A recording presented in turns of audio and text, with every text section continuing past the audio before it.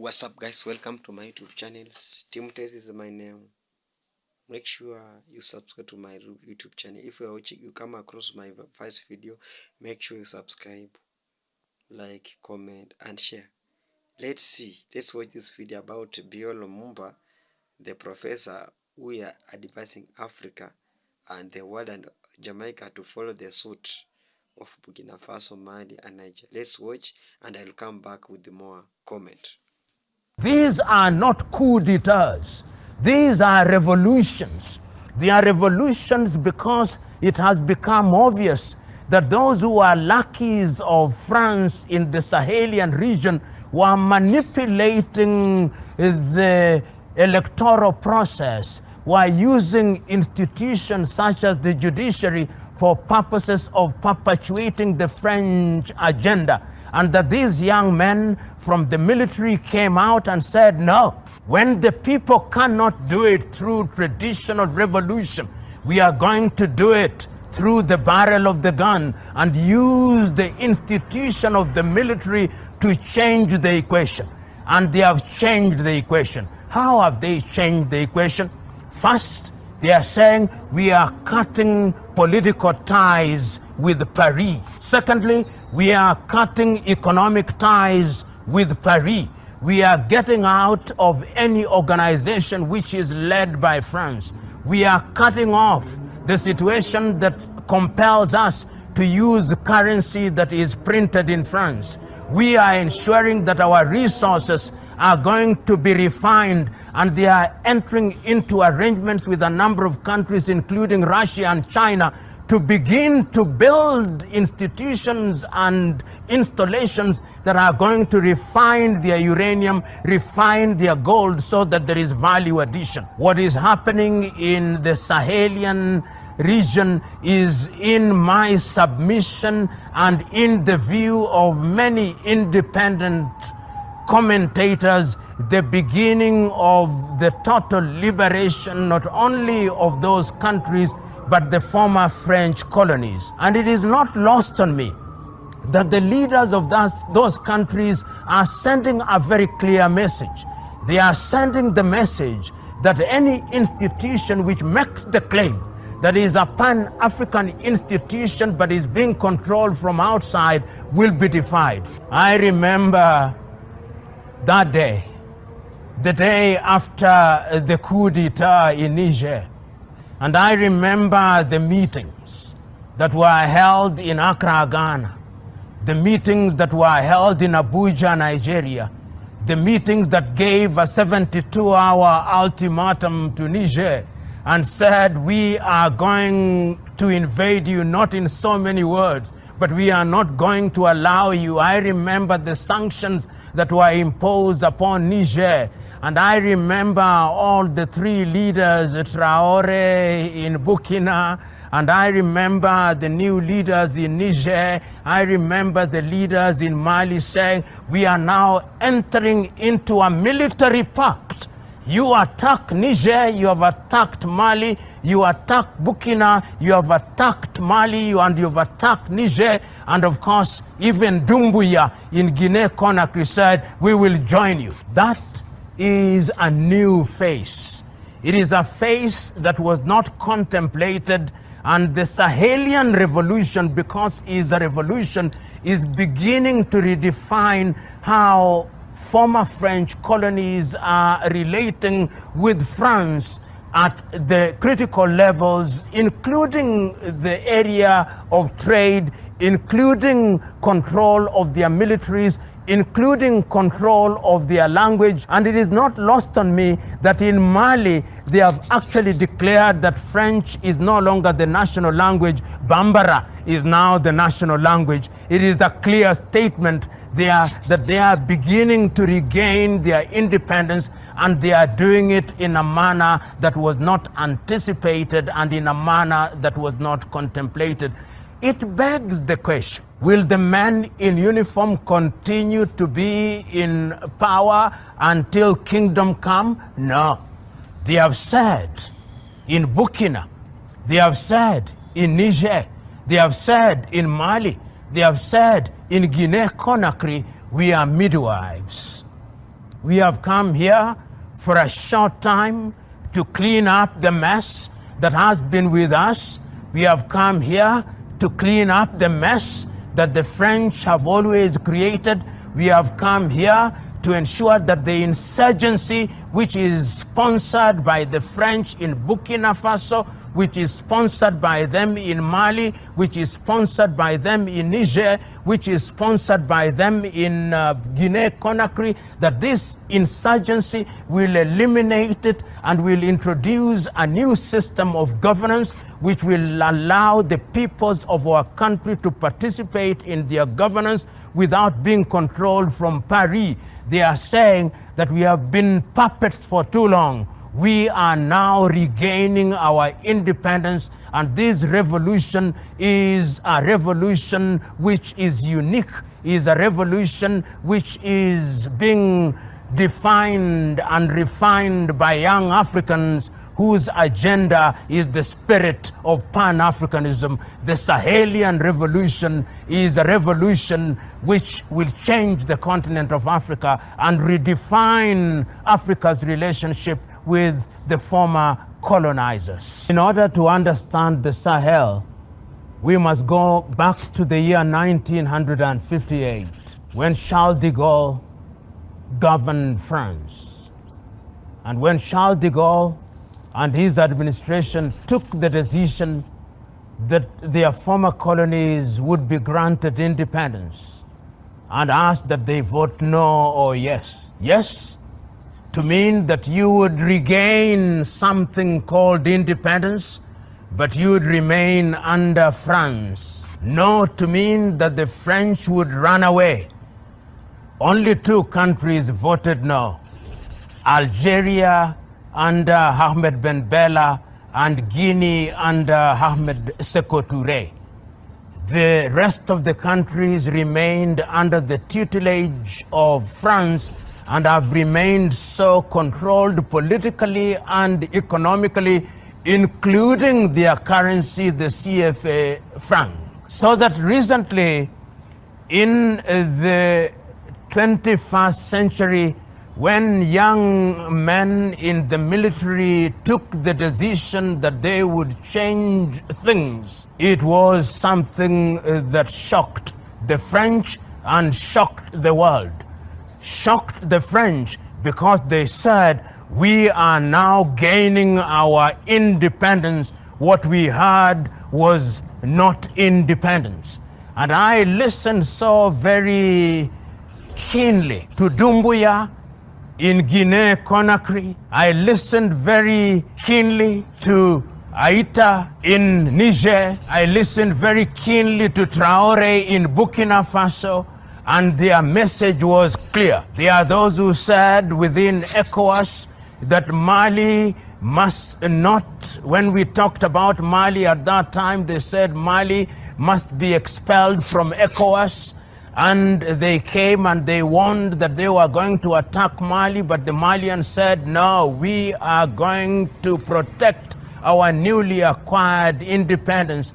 The same message came from Guinea, the same message came from Niger, the same message came from Burkina Faso, and there is now unanimity within the Sahel that the time is now to redefine their relationship with France particularly. Let us understand why that redefinition of relationship is important. It is important at two levels: at the political level and at the economic level. We start with Burkina Faso. Burkina Faso is a country that was formerly known as Upper Volta. When via coup d'etat, Thomas Isidore Sankara took power in 1983, he said we must rename our country. And he renamed the country Burkina Faso. And he renamed the people the Burkinabe, the country of upright men. And he said that the time has come that we must be totally liberated from France. France has controlled how we conduct our politics. France has controlled what we sell and what we buy. France controls our money, France controls our everything, and he redefined everything. And within 5 years, we now know that Thomas Sankara and Burkina Faso as a country were liberating themselves and were capable of feeding themselves. He said we must take charge of our gold, we must take charge of our uranium. But within 5 years, in 1987, they had induced Blaise Compaoré to assassinate him. And this is always important to remember. When Isidore Sankara was told that you are going to be assassinated and the possible assassin is Blaise Compaoré, he said, Blaise is my friend. If it is Blaise whom they have hired to kill me, then I will not survive. And he did not survive. France controls the Sahel because of our resources. Then, of course, Niger. Niger is a country that is known for her uranium. Niger is a country that is known for our resources, and we know for a fact that even some of the nuclear tests that have been undertaken by the French have been undertaken in the deserts of the Sahel region.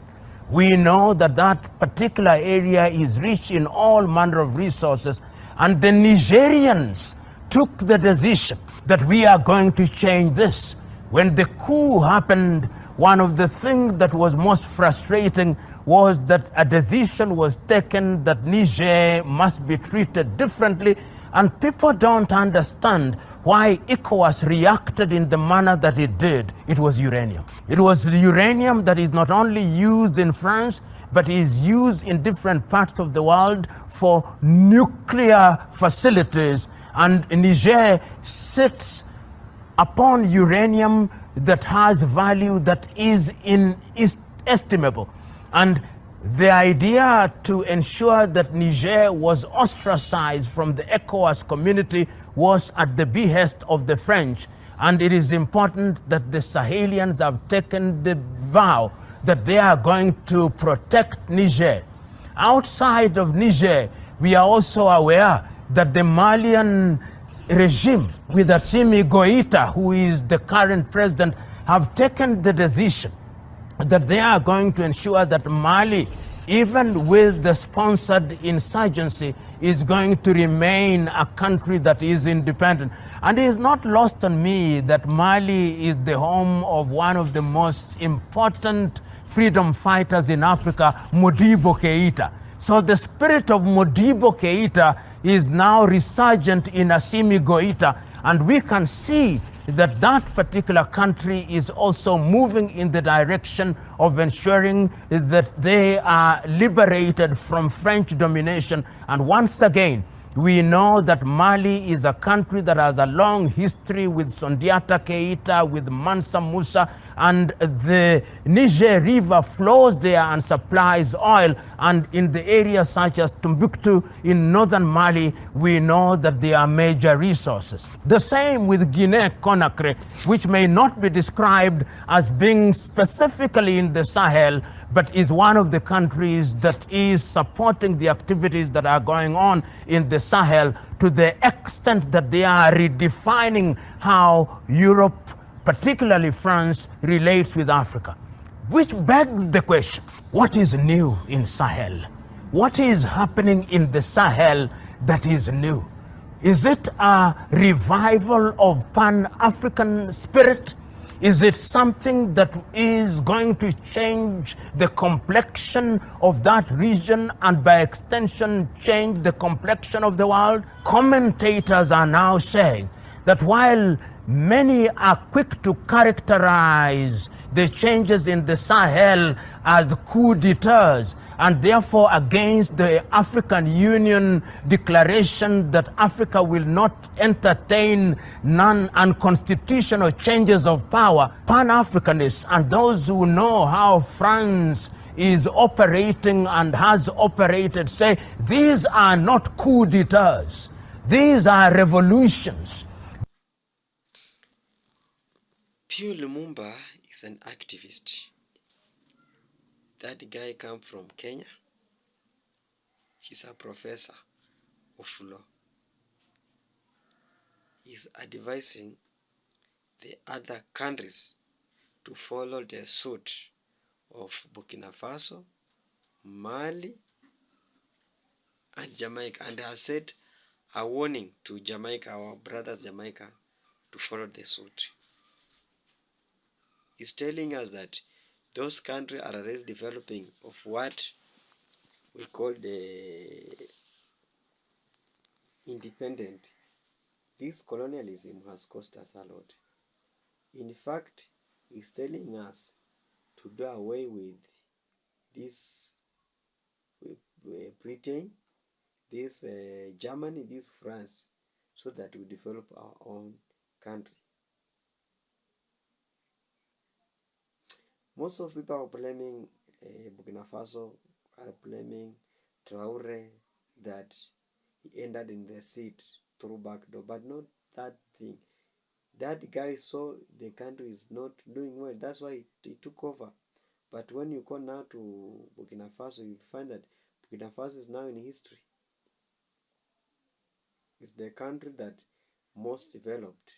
It's the country that have come up with a lot of energy, a lot of development. Look at the education sector.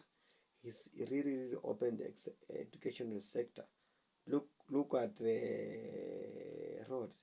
He has really opened roads so that he has promoted the manufacturers. People are performing there very well because of his commitment to the country. So PL is advising us leaders to wake up. The advising to not to be puppet to these Western countries so that we develop our own countries.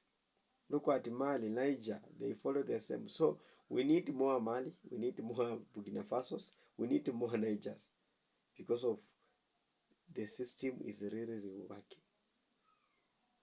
Our resources is being used very well. Their resources is being developed. They are helping us. We are not baking now.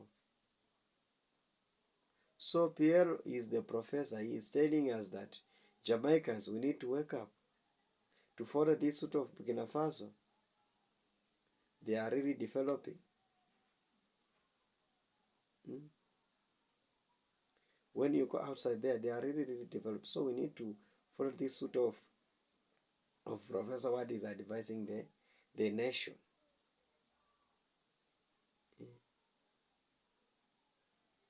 These words, Donald Trump deported all the migrants back to their countries. Because of what? That's being selfish.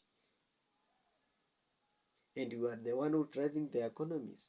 They are taking our resources to their countries and giving people jobs.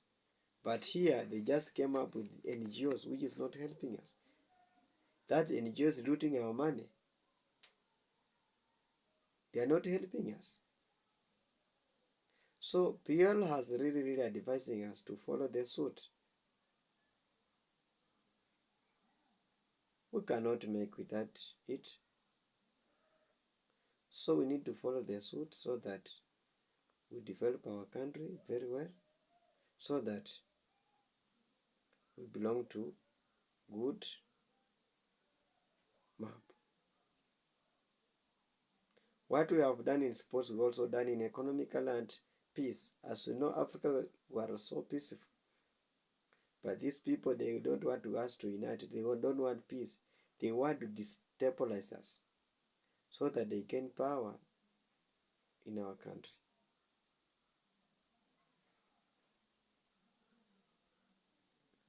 So we need to follow this suit so that we develop our country, so that we could unite and defeat these people. These people has used us for so long. It's a calling time. Coronavirus came. It's a waking time for Africa. I like how the Arikana and GPL is doing. They're just advising us to not do this, not this, not this.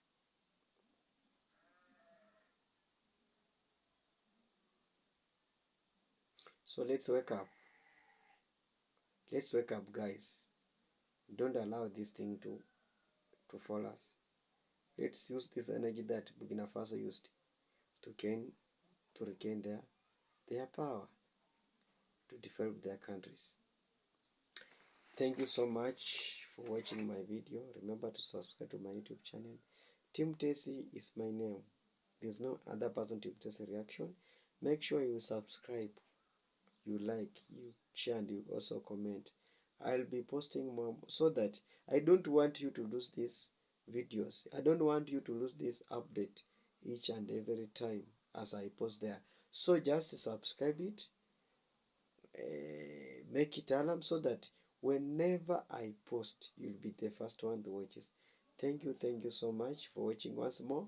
And thanks my loyal supporters who supported me, their subscription, and those who are coming back to watch my video. Thank you, and may God bless you so much. Thank you.